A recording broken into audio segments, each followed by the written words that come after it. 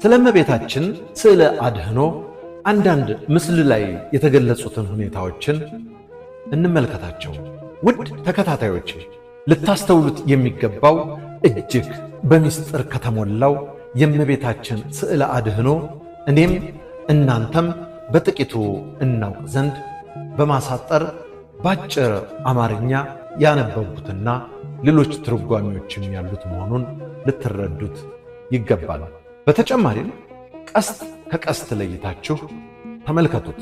ሀሌታ ውሃ የሚለው አክሊለ ብርሃን ሲሆን ይህም በሁሉም ቅዱሳን አናት ላይ ተደርጎ የሚቀመጥ ሲሆን ቅዱስነታቸውን መንፈስ ቅዱስ ያደረባቸው መሆኑን ያመለክታል።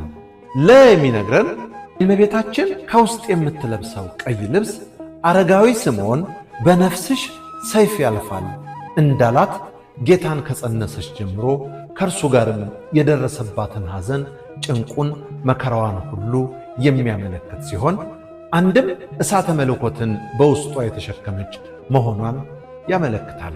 ሐመር ውሃ ላይ የምናገኘው በእመቤታችን በስተቀኝ ትከሻዋ ላይ ያለው ኮከብ ጊዜ ወሊድ ድንግል መሆኗን ያመለክታል። ስንመለከት የጌታ ሁለቱ ጣቶች ሁለቱን የጌታ ልደታት ማለትም አንደኛ ቅድመ ዓለም ካብ ያለ እናት፣ ሁለት ድኅረ ዓለም ያለ አባት ከእመቤታችን ከቅድስት ድንግል ማርያም መወለዱን ያመለክታል። እንመልከት። እመቤታችን በእጇ የምትይዘው መሐረብ ወይም ሰበን ለቶማስ የሰጠችውንና አባቶች በእጅ መስቀላቸው ላይ የሚይዙት የሰበኗ ምሳሌ ነው። እንመልከት።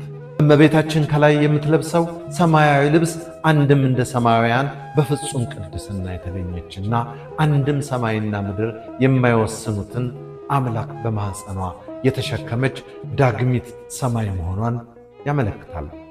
እንመልከት። እመቤታችን ሁለቱ ጣት በነፍስም በሥጋም በሁለት ወገን ድንግል ወይም ድንግል በክልኤ መሆኗን ያመለክታል።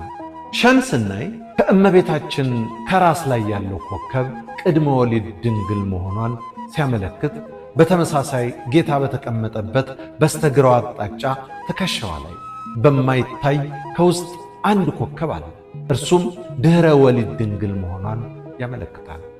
እንመልከት። በእመቤታችን ራስ ላይ ያለው ዘውድ አባቷ ዳዊት የወርቅ ልብሷን ተጎናጽፋና ተሸፋፍና ንግሥቲቱ በቀኝህ ትቆማለች እንዳለ ጌታን በመውለዷ የሰማይም የምድርም ንግሥት መሆኗን ያመለክታል። በላይ ያለውን አተኩረን እንመልከት።